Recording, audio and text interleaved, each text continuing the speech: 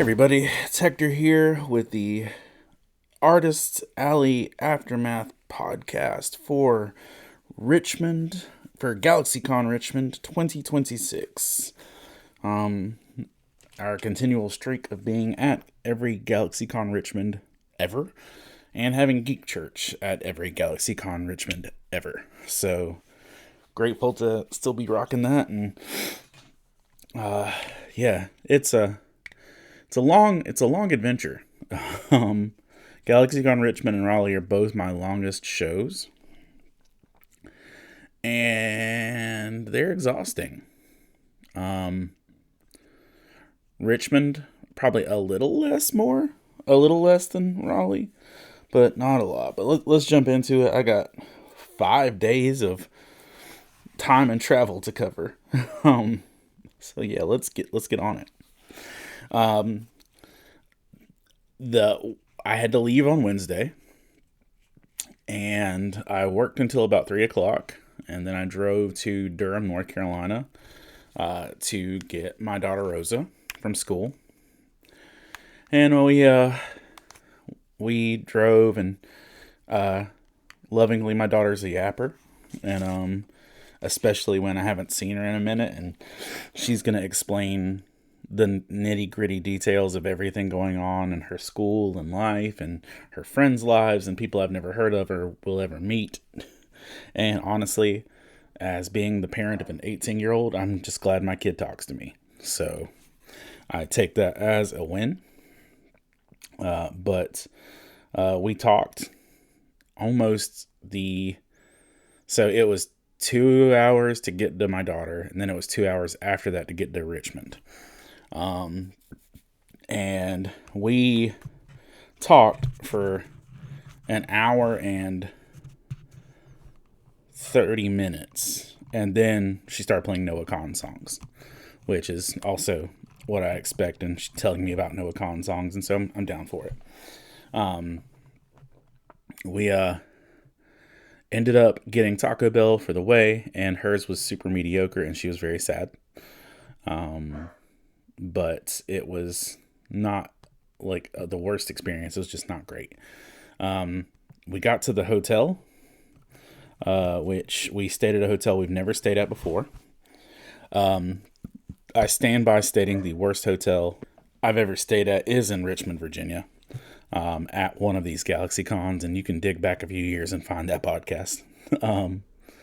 But it was fine. It was a Best Western premium or something, and it had a Victory restaurant in the front of it, that I guess is pretty popular with sports teams traveling, because there were several sports teams like baseball and runners and all sorts of different people staying there all throughout it.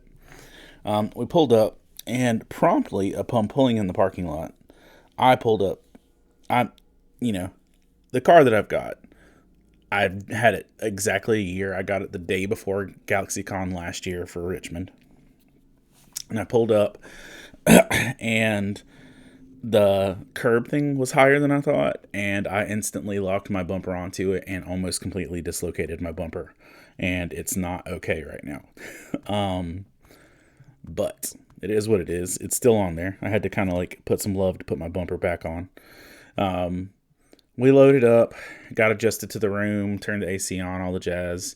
And then we went to a neighborhood Walmart because my daughter needed a charger, and deodorant and all the things. And we needed snacks or whatever. And we just kind of got in the room and got adjusted and got ready for bed pretty quick. It'd been a long day for both of us, I think. And we were ready to go. Starting out for the show, we went to set up, and with Richmond, you drive into a loading dock, you load your stuff in, and you've got 15 minutes to unload your car, go park somewhere, then set up your booth. And so we did that, and I stayed too long because the security guards called me to say that get off the dock. And so parked, went and did that, and parking for vendors can be precarious for Galaxycon Richmond because there isn't a lot of parking near the vendor entrance, and it's very far to the the public entrance. So, like, it's you got to get there early or you're out. And you're just kind of struggling. I've only failed to get a spot one day of 1 year because I decided to sleep in 1 year, and that was a horrible life choice. But we went and we sat up, and it was a long process of setting up, and I got a new shelf because a woman next to me at Captain's Comics Expo in Charleston, South Carolina, had a shelf similar to mine, but it was taller and held more books. And so I bought that shelf that she had, and it would have worked fine had Galaxycon had normal size tables. And I forget they do this every time, or this convention center specifically with Richmond does this every time, but I think it's a Galaxycon thing to save space. The tables might be 6 foot long, but they are 2 feet deep, meaning they don't hold a full table's worth. So I spent probably 30 minutes taking apart this new shelf and trying to get it to a point where it could steadily hold books on 2 feet of width. And we did it. It was not an easy process, and it was rather frustrating, but we did it. We got set up, and one thing just noting pretty early on in the show, my friend Ashley Cox, who is fangirling over Jesus, was literally set up directly across from us to the left. So, like, Ashley would shoot me, like, "You okay?" looks all the time, and vice versa, or we'd laugh about something that was happening in between us. So it was nice to have a friend that close. My booth neighbor to the right is an artist that I've seen at many shows, and I'd actually bought some of his art before. So that was kind of cool. To the left was a lady who was a proxy, meaning she was not the artist, but she was there to sell the artist's stuff because the artist was at MegaCon. Across from me were two ladies that did like anime art, but like original characters or stuff I didn't know. So I wasn't tempted to buy stuff from them the whole weekend, which was nice. But yeah, we sat up, and realistically speaking, the show started at 2. We needed to be in the doors by 1. I want to say we finished setting up. It took us from probably right at 8:30 to 11:45 to get set up, I think. It was a long haul. We finished, and my daughter wanted to go get lunch. Again, I love doing this show for all the ministry opportunities, but she's done this show with me every time, and she even takes days out of school to go do it. And she just turned 18, and I know in my soul that these opportunities are going out the window super fast. So I like say yes to a lot of stuff that I would not normally want to do. She's not needy. It's just like I'm tired and old. And she asked or she wanted to go get dinner or lunch. Now, our tradition, since we have been doing this show, is we go to a restaurant called Juan Gonzalez, which is a Mexican Asian fusion restaurant. Somewhere around, let's say, June or May or somewhere in there, I saw on the internets that Juan Gonzalez has shut down. I think I reported on it on my podcast, and I was very sad about that. Some sister folk of Juan Gonzalez had opened up a restaurant in Raleigh, North Carolina called Wong's Tacos, which I did go to, and it was not bad. But it also was not Juan Gonzalez. So I low-key had no desire of any type of food. And for Richmond, because that was my That was always my go-to. And I was like, you know what? Let's just eat convention center food, Rosa. I don't want to walk. And but she did, and like I took like 40 steps outside of the convention center. I was like, let's go back. I was just super duper tired. Um, but we got down there, and we decided we were going to go eat at a place called the Secret Sandwich Shop, which looked kind of cool. We got there though, and it was booming and busting out the doors, and there was no way we were going to get to eat within an hour and get back to the con. And as we were crossing the street to go look, we saw the restaurant space that used to be Juan Gonzalez, and noticed that the font on the windows was the same font in which Juan Gonzalez used to be written. But instead of Juan Gonzalez, it said Big Bamboo. And I'm like, they wouldn't have just changed the name and reopened as something else, would they? Like, it wouldn't be that simple, right? And we go in, and lo and behold, some artwork changed. They added some more Asian-themed artwork to it. But it was 100% very close to the Juan Gonzalez menu. And honestly, it was a little better than the Juan Gonzalez menu. And we were delighted and we were happy. Rose and I both got these bento boxes. And yeah, it was basically just Juan Gonzalez, but a little more polished. And what really set us home is the fact that the two or three of the last times that I've been in Juan Gonzalez, they've been playing Outkast at a pretty loud volume, which Outkast is one of my favorite hip hop groups. And, cause I was 2 years ago, I was in Juan Gonzalez and missed the fact that Sonny Strait, Krillin / Usopp walked past me because I was jamming to Outkast. And it's happened pretty often that I'm just kind of lost in Outkast. We also passed Ashley on her way out as we were going in. But we went to we sat down and we ate, but as we were sitting down, they were playing an Outkast song, and I'm like, oh man, this really is home. But then they kept playing, and they were playing Outkast songs that weren't singles, and I was like, this is just a masterpiece. But happy we got Big Bamboo food. We walked back to the con. We got started, and things started off pretty quickly at the show.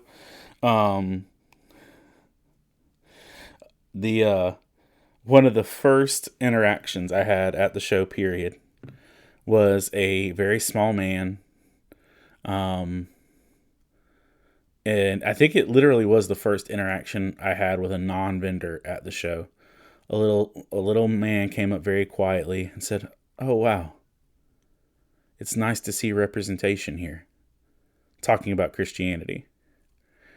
And then his wife walked up to him and popped him in the mouth. Like backhand popped him in the mouth. "Yeah, well, you're married to an atheist." And then like drug him away. He's like, "That's why it's nice to have representation." And y'all, I actually technically am a relationship counselor for premarital counseling and stuff. I am certified for that stuff. But like, I'm not counseling their relationship, but I prayed for my brother because that seemed rough. But I'm going to go through my list here. There was that guy. One of the next interactions I really had was a dude just said, "Wow, you're really just out here being light in the darkness." And he was just impressed and kept walking, which was cool. During some of the setup time and other stuff, Ashley was talking to me and other people around us about dating. She started dating another Artist Alley vendor and was asking me questions about relationships and stuff like that. And I'm just excited for her and her time and her happiness. And that's it. Just throwing that out there. happy for her with that. And I don't know if that's super public knowledge, but the people there saw it, so I'm telling you. If it's not public knowledge, my bad, Ashley. You can yell at me and I'll delete this.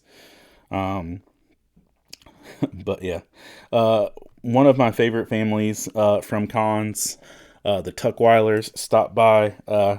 Certain cities have certain families that just kind of like are the cornerstones of shows. Like in Charleston, it's the Turners, and like in Raleigh, it's the Glens, or anywhere in the Mabane, Burlington area, just the Glens be showing up and showing out. But the Tuckwilers are that family for Virginia. Like the mom has a bag of snacks and the kids are all, cool, and seeing them every year, and it's cool to stop by and see them. And they checked on us more than anybody else, like not just at this show, and probably any show ever, and I really appreciate that. But they were the first ones to come by, and they were the first ones to buy a copy of Bite Size Second Breakfast from the booth, which was really nice. But yeah, and this day was a little bit shorter than other days, just because it was like, it's the show didn't start until 6 and it's over 8, so it was only 6 hours. I spent some time working on a comic book cover that I had brought with me called Boss Battle, and I did a sketch cover of Bowser fighting Ganondorf on it, and I'm okay with how it turned out. It's not the best thing I've ever done, but I am okay with it. But yeah, we finished everything up, and then Galaxycon was starting something new that they'd never done before, where they had a mixer for artists and vendors, meaning they were going to provide food and drinks for artists and vendors to hang out and chit chat and do all these things, which that's definitely unique to invite all of Artist Alley to dinner, because y'all, there's a metric ton of us. And so Rosa and I went, and let's say it took us about 20 minutes to get from the line to the door to go into the food. And I'm not complaining about this happening, but at the time of after having the 12-hour day we had already had, and the sleepy and the hungry and the hangry and all the things that went along with it, we got to where we were the next people in line for the door. And while we were in line, there were artists behind us, like famous comic book artists, like Georges Genty, and I'm saying his name wrong, but there were big name artists who were in line behind us. But we got there first, and we were way behind the line. There were already people who had been in there a hot minute before we got in there. And a dude came and said, "Hey, if any of you are artists, like that are guests of the show, please jump to the front of the line." And literally, we went from being next in line to having 30 people in front of us, and it was so discouraging. Again, I get it. They are guests, and honestly, that probably should have happened from the beginning. I just was sad it happened in front of me. But it took us an hour to get from the beginning of the line to getting food. And we finally got food, and it was like hot finger foods, like potato empanadas and fried what was it? Fried eggplant, meatballs, stuff like that. And it was fine. It was not necessarily what I have rocked with for an hour of waiting, and honestly, it wouldn't have been that bad. I really did enjoy it, but I think I was hot and sweaty, and had sweated through my clothes and somewhere in this process, and was just kind of ready to go. We got our food, we got our drinks, we chatted a little bit with a few people, not many. But the room was overflowing, and it was hot, and I was tired, and we still had to walk all the way back to our car. And so we started getting back to the car, and Rose is like, hey, let's go to a grocery store and get salads. I'm like, dude, we just left food. I'm like, but it was greasy. And I'm like, no, we just left food. I asked if you were full and you said yes. I'm not buying you a salad. And I tried to find a drive-through salad somewhere in the area of our hotel, but it was not one. And I was sad that I told her no. But I was like, have a tuna packet. We're going to bed. Because it was already like 10:30 at night. Friday kicked off pretty strong.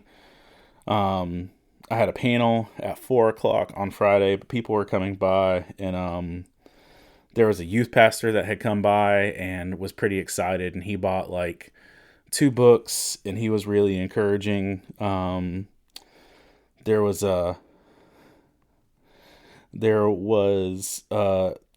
people that were just coming by and having good conversations. The Tuckwilers came by and started getting some One Piece sketches and asking for commissions, which was cool.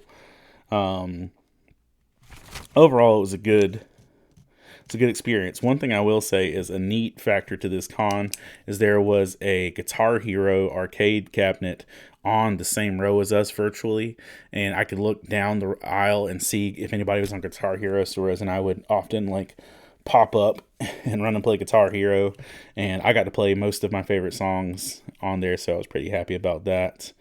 And some of Saturday and Friday and Saturday are going to blend together because it was a lot going on. One dude came by and he bought all of my free rent sketches, and we had good free rent conversation, and I appreciated that. Somewhere in the conversation of I'll get to that. I was in the panel. Let's see. Let's hop on back. Yeah, there was one of the big things for Friday was the fact that I had our discussion panel and went and I did our discussion panel. Still, it was a good crowd.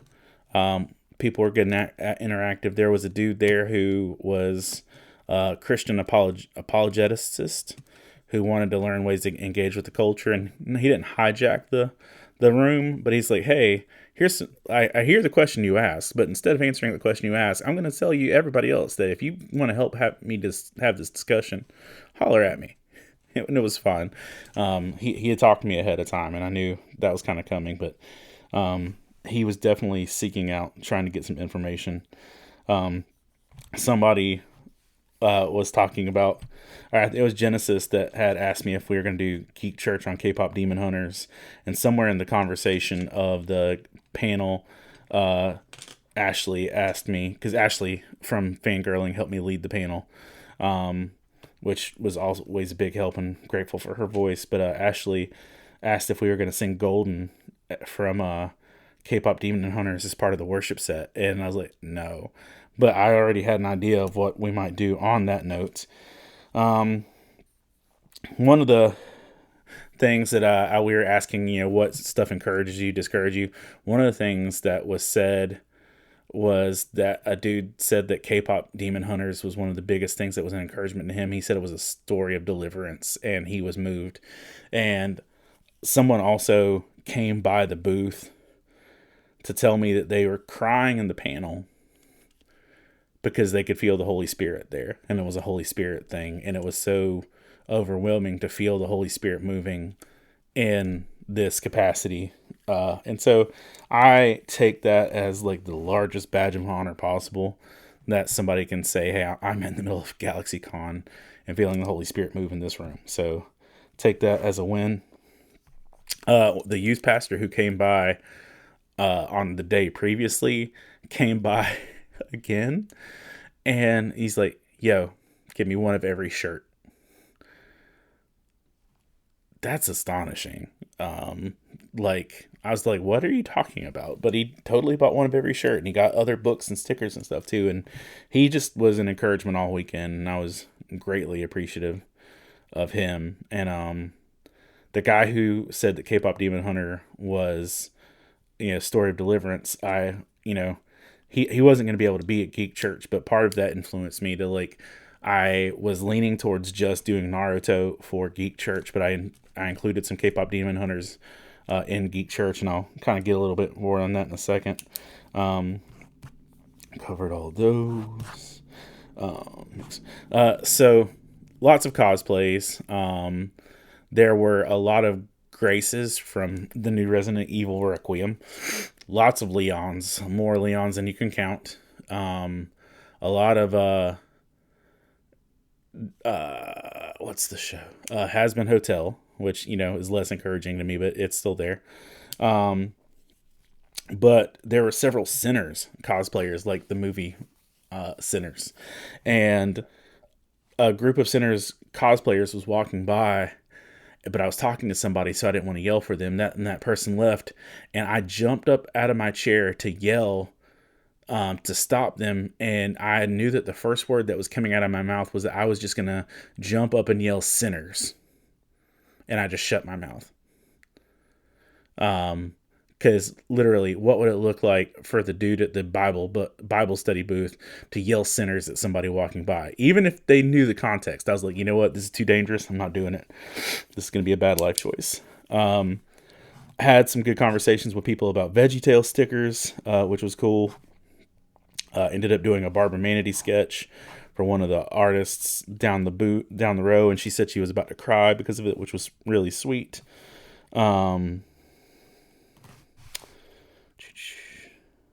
Let's see. The journal got a lot of love at this show and a lot of positive feedback, which I'm excited that it did. Genesis even messaged me to say the more he looks at it, the more he appreciated it. So I did a thing that if somebody was wearing a 21 Pilots outfit or dressed like Clancy, that I would give them stickers. And so one person was, and I offered them a sticker, and then they offered me a sticker. So I got a Clancy sticker back, which was really great. But then the next time a dude came by and, I offered him a sticker, and he's like, or no, it was just a dude who was like looking at the booth. He's like, oh, talking about the 21 Pilot stickers. And he said, I'll take the holding on to you sticker and the oldie station sticker. And I said, well, I've got this robot voices sticker too. He's like, no, I got the robot voices sticker. I was like, you did? He's like, yeah, this dude at a movie theater in Fayetteville was giving them out at the 21 Pilots movie. And I'm like, that's me. And we like both freaked out and like fist bumped and everything, because literally there's a dude who's at Richmond, Virginia, who got a 21 Pilot sticker for me at a movie theater in Fayetteville and didn't know it was me. I just thought that was really neat. On a stickers note, I don't tend to cover my booth up at the end of the day. A lot of artists and vendors do, because, they're worried about their stuff getting stolen. Outside of like my Chopper One Piece figure, I'm not really worried about a lot of my stuff getting stolen, because it's not, monetarily valuable. But I came in on Saturday morning and 2 stickers had been stolen. And one of them was the Jesus loves you, but don't be a douche sticker. And the other one was thou shalt not be a turd sticker. And I thought it was funny that those 2 stickers had been stolen out of my display. Also, Jeff Weimer, who is one of our Patreon supporters and one of our booth sponsors, came by, and it was really good to see him. I'm going to say a negative comment. I try not to be super negative, but I try not to be negative specifically when it comes from a worldly standpoint and what you expect out of the world versus what you expect out of the church. So, hear me out. The company, Angel Studios, that makes The Chosen, okay? They have an offshoot of a product that they are working on, and they've been working on it for more than 3 years, I believe. Maybe 4. And it features voice actors from Clone Wars and stuff. Somebody from that booth, Gabriel and the Guardians, is an anime that Angel Studios is putting together. I haven't seen it come out yet, but I also haven't really been stalking it either.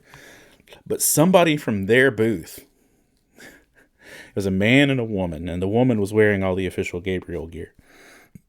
The man came by and he started picking up the devotional and he started looking at the books, and I recognized the Gabriel and the Guardian shirt, so I was like, okay, cool, believers. And I got nerd shamed at a Comic-Con from a Christian entertainment organization. And I feel a type of way about that. The dude nerd shamed me. He's like picking up the devotional and I'm looking at books. He's like, this is a ministry? And I'm like, yes, sir. And I told him all about it. And he's like, and he, with disdain, sat my books down. He's like, well, I know the Bible, but I don't get involved in all this fandom things and pop culture and geek culture stuff.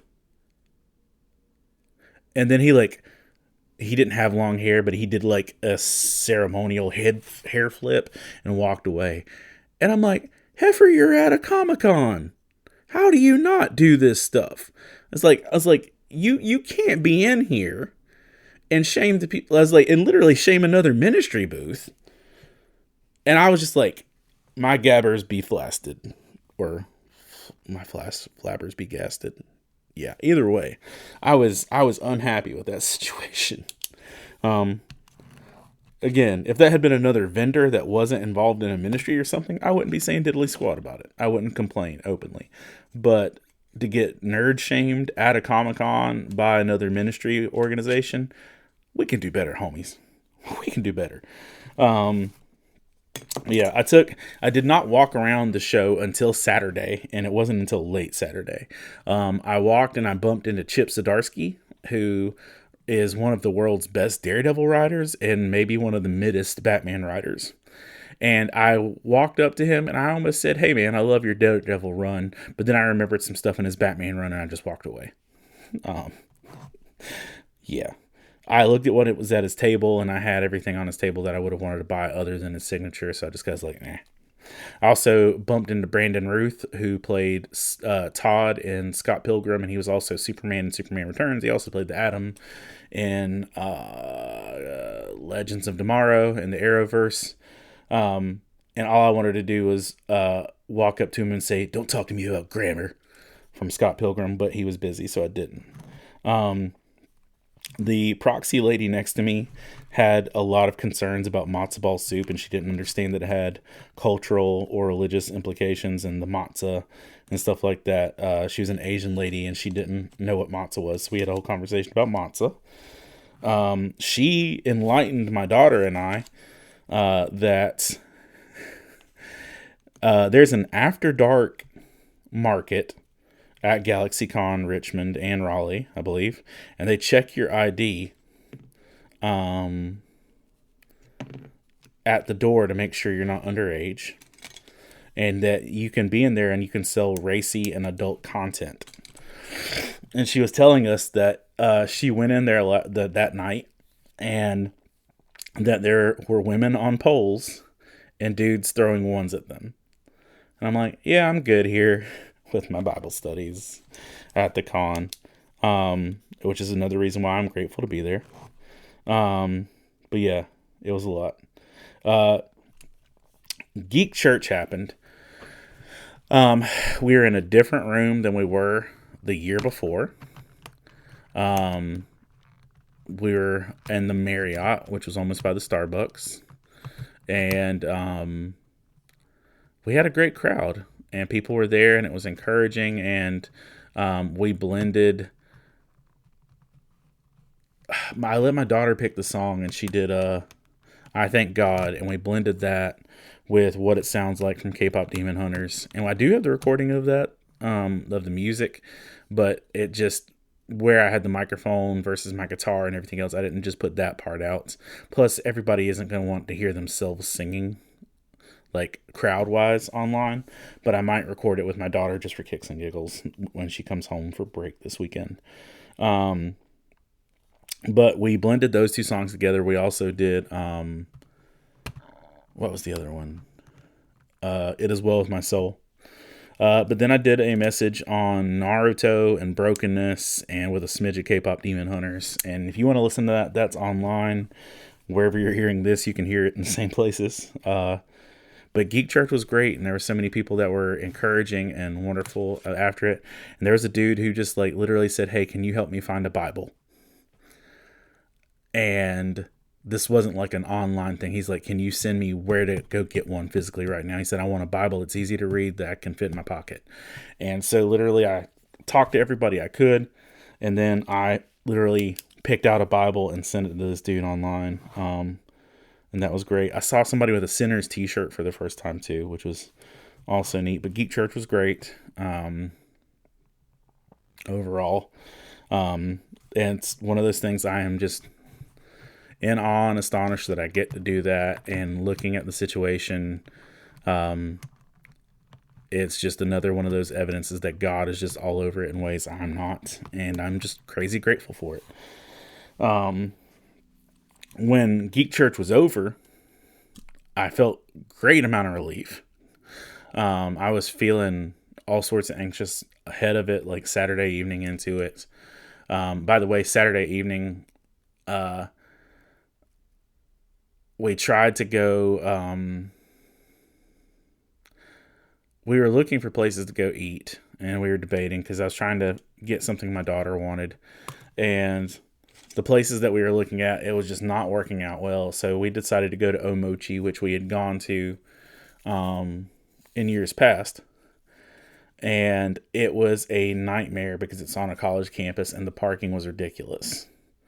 So that being said, we got into Omochi and I was able to literally walk in and place my order at the counter. Y'all, we're talking corn dogs and coffee. It took an hour to get our corn dogs and coffee. And we'd only paid for an hour of parking, and I was stressed out and I was tired, and it had been a long day, and I knew Geek Church was coming, and we had lots of planning to do and organizing and making slides. Because here's the thing that y'all don't see is me sitting in my hotel room organizing slides and PowerPoints and stuff after doing a 12-hour day in a con. It's a lot. It's a lot. And if I wasn't working 43 jobs prior to this, I could do it before I get there. But it's a lot. But we'd waited so long at Omochi that they gave us a free donut for waiting so long. And then I got in the car and I bit into my corn dog, and I had gotten one that was supposed to be crunchy ramen noodle corn dog with chicken sausage inside. And I bit into it, and it was a straight up Oscar Mayer style wiener. And I was so angry. I tried to not lose my temper, but literally I pulled up the car out of the parking area and in front of the Omochi, and I walked in with my half-eaten corn dog. I was like, "Hey, I waited an hour for this to be chicken, and this does not look like chicken to me. It does not taste like chicken to me. Can I get my $1 extra that made this chicken?" And the lady's like, "Oh, that's chicken." I'm like, "All right, Jesus, I'm out." And I just walked out because I didn't want to be angry, but I was so about to fall asleep and I was tired. We made it. One really thing, there was a family that came by the booth after Geek Church, and I saw them at the back of the Geek Church service. There was a family in all bluey gear, and they had some teenagers with them. They had some children in bluey costumes and adults in bluey costumes. They were the sweetest family, and they just listened and talked and encouraged me, and I hope I encouraged them, and we just had really good conversations after that. And it's literally it's those moments where you say this was worth the whole experience, and it was one of those. Homies from Victims and Villains podcast came by, dressed like Peter Dinklage and Gwen Stefani's space pants and space shorts, which I adored. Did a little quick interview with them. There was a mom who was dressed as Marcel from Delicious in Dungeon, and we just yapped for a while. One dude who was at the Geek Church service came and talked to me for a bit, and then he prayed deliverance over my spinal issues. And he cast out the spinal damage. And I'll say this, I always appreciate people praying and taking my me period before the Lord, because I need as much of the Lord as I can. And, you know, I know people do things differently, and, you know, sometimes this is just a question of like, this dude's praying like he believes he's going to change your spinal column by casting this out. And the reminder is, and me is like, why don't you have that kind of faith? Not that I don't have faith in Jesus, but the air quotes realism of me is like, you sure about that? Also, and I mentioned them at the beginning of the podcast, the Tuckweilers spent a ton of time talking to us, praying, or, you know, just being great family. I got to help the son collect and sketch out all of the One Piece crew, and he was really fun. He brought his lightsaber by. The dad and the mom from the Tuckweilers, I got to talk about Caedmon's Call with, and Derek Webb for a long time, which is conversations I don't get to have. There aren't that many people in life that I know that really were heavily invested in Caedmon's Call and are super Caedmon's Call nerds like me.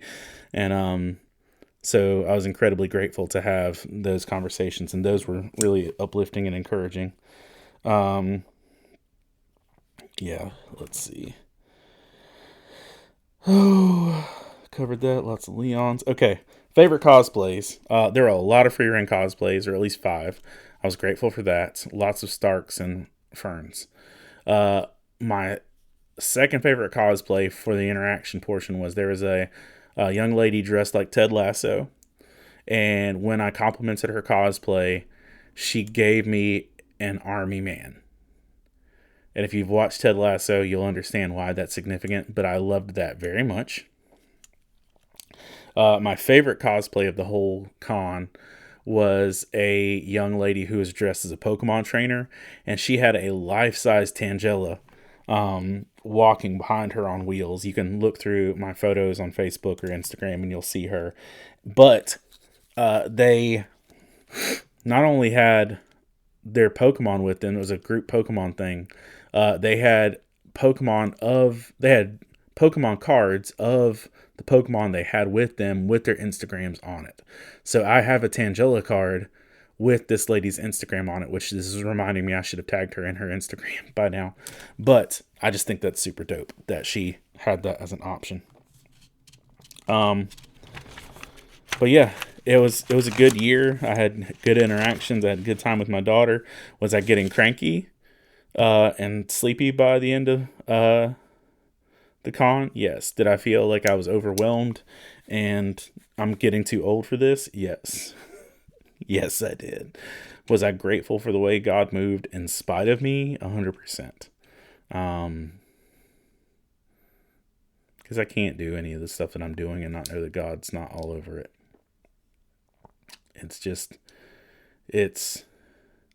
Life is overwhelming sometimes, and trying to do ministry, like I talked about it with the Geek Church, trying to do ministry when you're broken, even physically or spiritually or emotionally, can be a hard task. So I was grateful to see how God moved.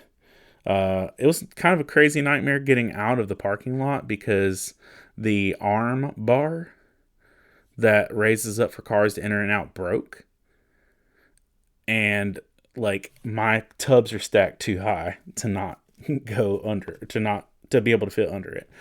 It was a lot getting across the parking lot. We got loaded up and we headed back. We stopped at a Wawa and got coffee, and my daughter's cup burst and she burned her hand and spilled a bunch of coffee in Wawa, and she felt embarrassed about that, and I was trying to clean it up.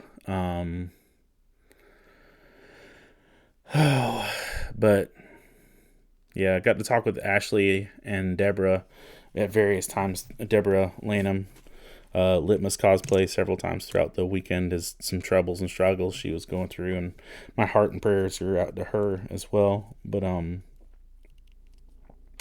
it was good. We hit Taco Bell up on the way back again because there were no other good options. My daughter is vegetarian or pescatarian at this point in life, so trying to find fast food or interstate fare to fit that can be complicated sometimes, but this was a much better Taco Bell experience. Outside of them forgetting my nacho cheese, but it's whatever. Yeah. One thing, and I'll say this, and I'm going to say this with my whole chest, just so in case anybody is listening and needs it. Somebody left a sword at the con for more than 2 days. There's a black plastic sword that's a samurai sword, and it was really neat. There were 2 to 3 empty tables behind my booth, and somebody sat a sword on it, and it was just sitting there for days. So I said, all right, nobody claims the sword. I'm taking it. Nobody claimed the sword. So if you're listening to this and you left a black plastic sword in Richmond, Virginia at Galaxycon, you can hit me up. But if not, I'm playing with it. Because it was cool. I bought my daughter a journal because she asked for it and because she was a huge help. I bought myself a Freeran statue that I need to get out of my garage. And yeah, it was a good show. Dropped her off, finished my 2-hour commute to the house, and yeah, it was a lot. Now, technically, I don't have another con at this moment until until Heroes Con in June. I was waiting to see if my health insurance was going to cover my spinal surgery, and I'm at the point now where I think they are denying it again. This was the appeal. So I'm gonna just move forward and not be discouraged by it, and try and keep doing things that keep me from doing any further damage to myself. Like getting help loading in and loading out and doing those things. But I guess I'm going to start looking for some cons to do now. But it's pretty much also, I don't have a lot of free time between then anyway, between my daughter graduating, DJing weddings, birthday parties for my kids, dance recitals. There's not like a ton of free time anyway. But Heroes Con, to my knowledge, is my next one. And then I'll be at one in Fredericksburg, Virginia. And then on into the summer. But we'll see how things are rolling out with there. Before I want to get off here, I want to thank our Patreon supporters for being who that you are. I'm going to pull you up real quick because I don't remember everybody's names off the top of my head. And some of y'all are new. So, new people too. Thank you. But Zach T has just joined. Roshan, like the ocean, just joined, and grateful for him. I say that when I say his name because he said that to me at a con one time, and it's just like literally what I always think. Ryan Felton, Jessica Luttrell, Jackie Kraft, Kelly Townsend, Alan Wallace, Fab Quack, Rivka and Tristan Birch, Dot Wilson. Hey, Dot. Welcome back. Michelle Stewart, Lynn Turner, David Brooks, Jeff Weimer, and it was great to see you, man. Colin Sproles, Jamie Montgomery, the Coleman family, Jonathan Herman, Ron Petit, Gear Saber Cosplay, Scott Ward, Alicia Glenn, Jay Sheed, Jason Crutchfield, Mike Perna,